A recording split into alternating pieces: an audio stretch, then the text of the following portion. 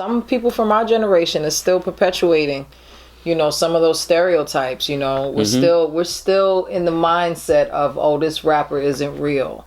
You know what I mean? Because these new young rappers are wearing skinny jeans, or, you know, they wear black nail polish, or they're rapping about happy stuff or whatever. You know, nah.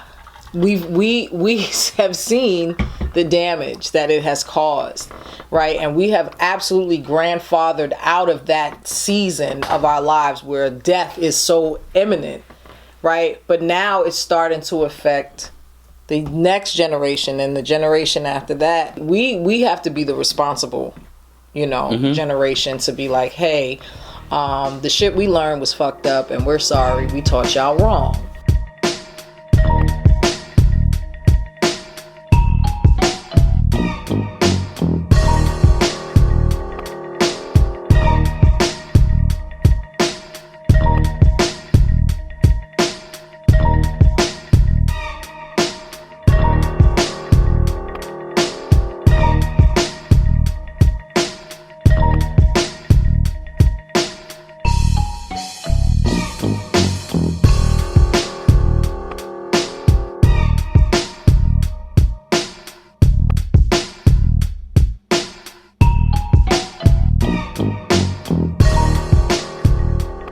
Because of the content and the subject matter that they're putting out, this is something that they have to stay tethered to. Well, and that's the thing. So it's like, okay, so you want to use hip hop as a vehicle to get out, but what you're using the thing that you're trying to get away from to sell records.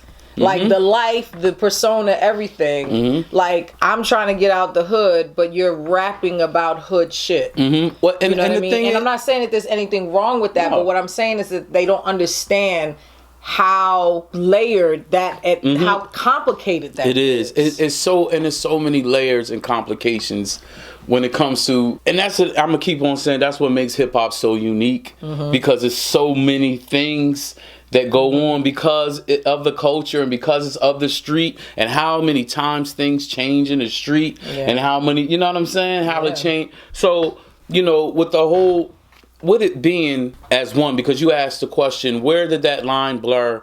Where did we just start accepting, or I want to say accepting, but death?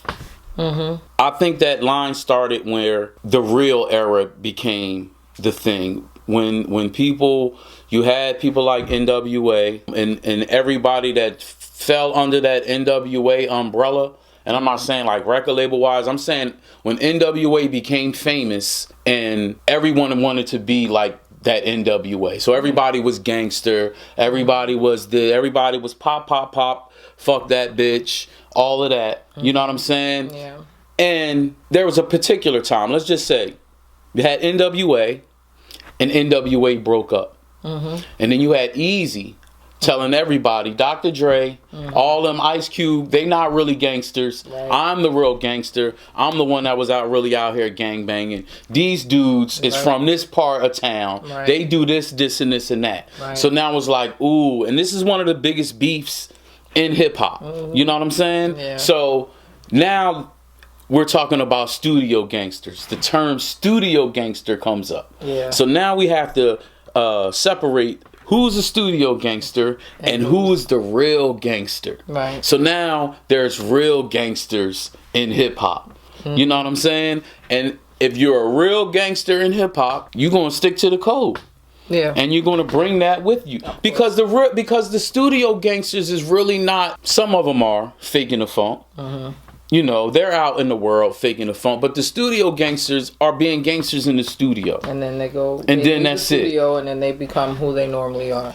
Then that whole thing came with those studio gangsters traveling and touring, and then you coming in contact with people that love your music, that they thrive off of this gangster persona, because they're listening to your stuff while they out in the street, and then you meet them and you're acting like Steve Urkel in their town, and they like, yo, I thought this dude was real, and he's not real. Right. You know what I mean? And then you have those gangsters that are really gangsters that are touring. Right. And now they're touring and they're starting. You step to them, and their entourage and them, and they're fighting. I don't give a fuck about this music. They don't fight.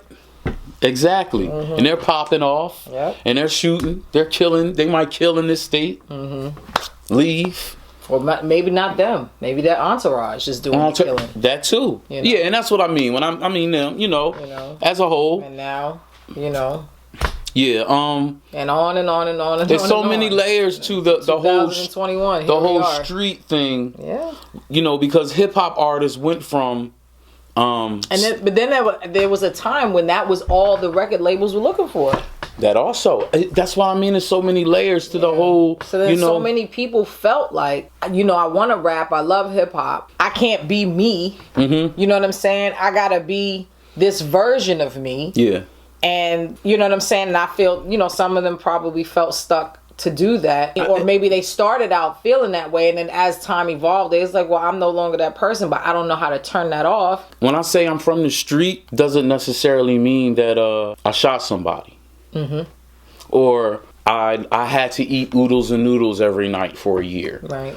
You know what I'm saying? It's certain statements and it's certain things that, are tied to stuff that just, it's not true. Mm-hmm. You know what I'm saying? So when an artist or whoever says that I'm from the street, it doesn't necessarily mean that he's a pistol popping gangster. Right. You know what I'm saying? That's from the trap.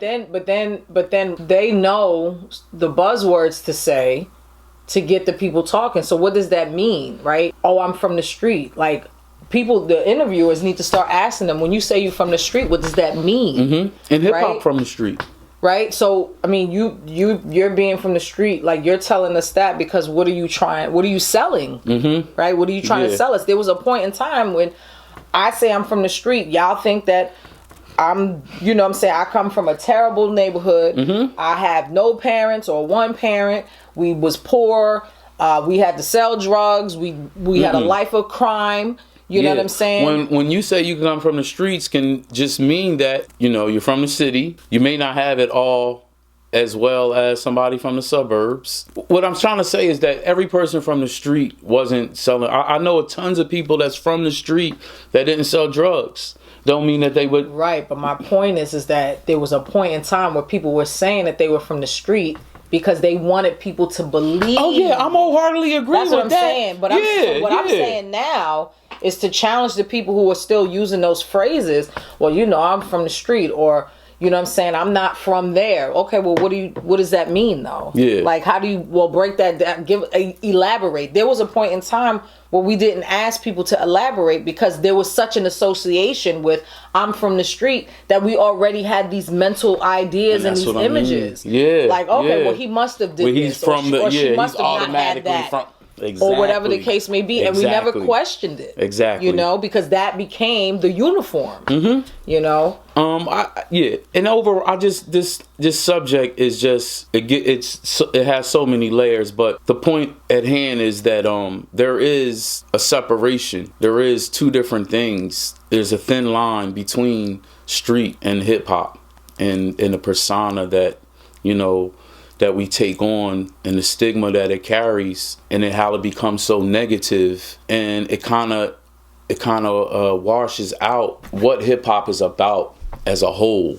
It's not just the negative. It's not just poverty. It's not just the streets. It's not just wanting to be the kingpin. It's not just gun popping.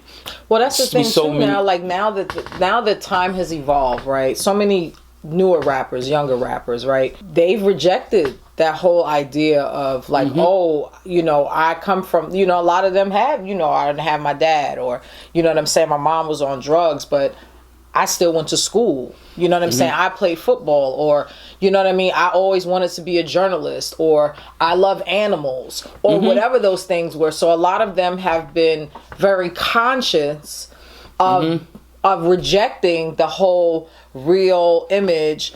The younger people have done a really good job. A lot of them have done, in my opinion, they've done a really good job of saying, of challenging those kind of stereotypes. Like, okay, well, I'm a real person. My life is real, right? But my life doesn't consist of what the realness used to be of the 90s and the early 2000s. You know what I mean? Like, I went to school. I have a college degree. Or, you know what I mean? Or I was in the military, or whatever their backstory is. Like, this is a real, this is still real. Everything goes through eras and evolve. But because I remember there was a time when we were watching artists, rappers getting interviewed on Rap City or whatever, they was telling you that they were in school. Das Effects, we met in college. Yeah. I remember De La Soul in school. I remember De La Soul saying it was in school, and Tribe saying they was taking class. Just certain stuff, you know what I mean? I remember when the Fugees was on the radio, and Wyclef and Pras got to the studio earlier. I think it was Hot 97, or it might have been Stretch and Bobbito. I think it was Stretch and Bobbito. And Lauryn Hill was late because she was taking a midterm. Yeah, I mean, at the college, and it wasn't it wasn't something to be hiding. It wasn't nothing like you go to school. I'm like, so you not really, you not this or not that, right? But that was also still during the time when it was acceptable to have so many different subgenres of hip hop. So we had the gangsters, we had the conscious rappers, we had the and it was room and it was lanes for everybody. But then it became a problem because then everything became homogenized. Everything became very the same. Yeah. Right? And so then it was like, I want to, we need to sign, this new record label is looking at this record label because they got the top whatever. We need to sign our version of this rapper. You know what I'm saying? We need you to say, and then that goes back to, like you said, like older artists back in the day. We need another Frankie Lyman. We need another Michael Jackson. We need and how it all goes in cycles and stuff like that. Yeah, and once it became the business, once hip hop became the big business that it is, that's when they started paying attention, and that's when they try to make you take these certain avenues to become profitable and famous and all of that. Yeah, when you wasn't paying no attention, that's when we had the variety. That's when you didn't know what this was about. Right. And when I say they, record labels and when you didn't know what this was about, you just was letting this man rap. That's it. You know what I'm saying? You was just like, oh man, what is he? I don't even understand what he's talking about. The kids love, and then you saw the cash cow. Slowly but surely, that era started changing, and that era began to change with money and people really getting involved with NWA. And during that time.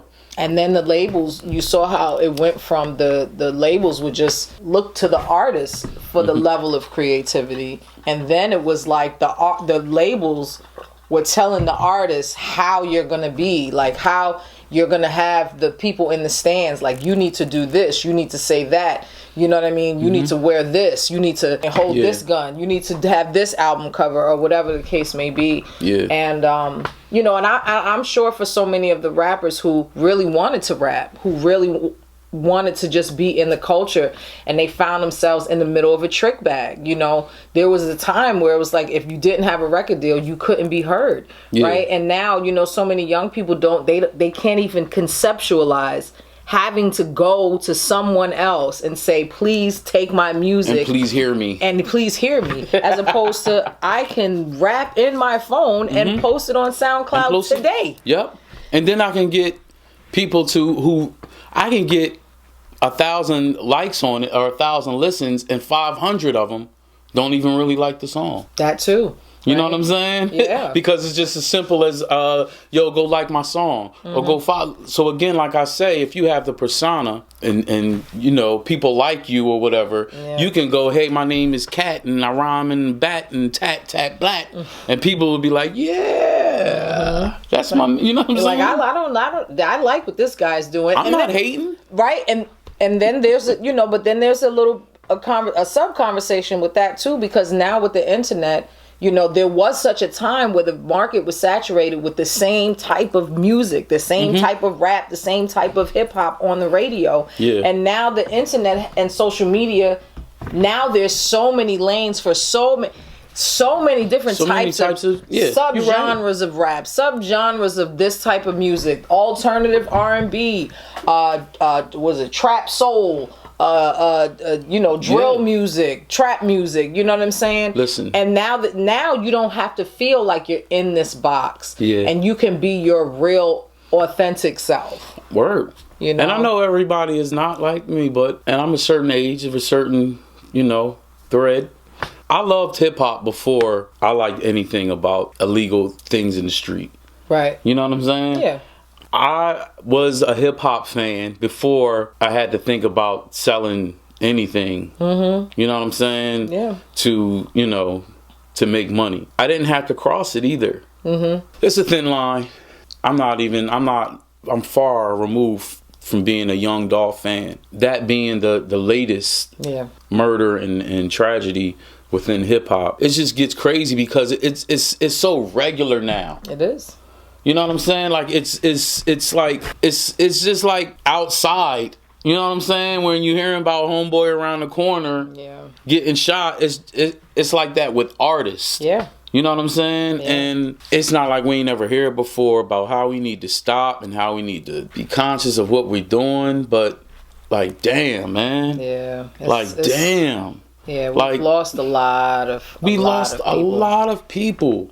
Just in the industry alone. Yeah. You know what I'm saying? We lose enough on a regular level than to have the power to be able to say something positive and something to be able to move people be ended tragically behind violence and death. And it's just, I love the culture way too much for continuously having that stigma and that black eye of it carrying death, and this is what it's about. And I'm not the one that gives a fuck about what certain kind of people feel about this great culture of ours all the time, but as a whole, uphold standards for this thing. You know what I'm saying? Yeah. And make it golden, continuously. Yeah. Make it the golden thing that it is, man.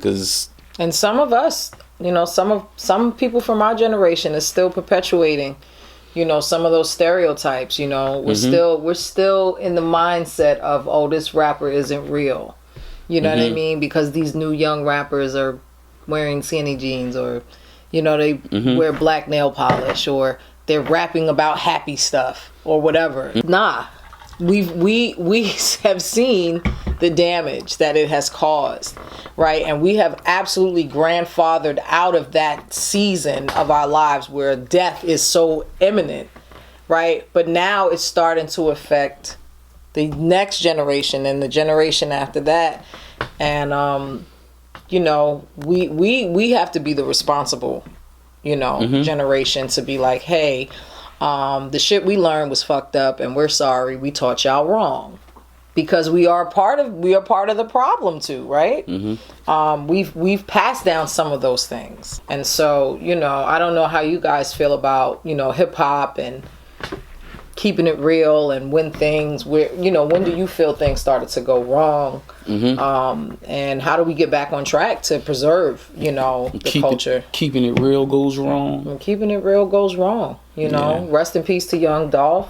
Rest in peace to Nipsey Hussle. The two brothers who stayed within their neighborhoods and tried to give back and tried to, because they loved their hood so much, and ultimately that is where they passed away. Death of them. Yep. All the people in the past that we all knows, Big L, Biggie, Pac, Freaky Ty, like we said earlier, Pop Smoke. Yeah, we lost a lot. And it's a slew of them all from Chicago. It's a lot, but yeah, man, it is a difference, man. I know hip hop derives from the street, man, but it's a thin line, and be here for the culture, be here for the people. Yep. You know what I mean? Pass some positivity on. It's about as moms. And we'll be back.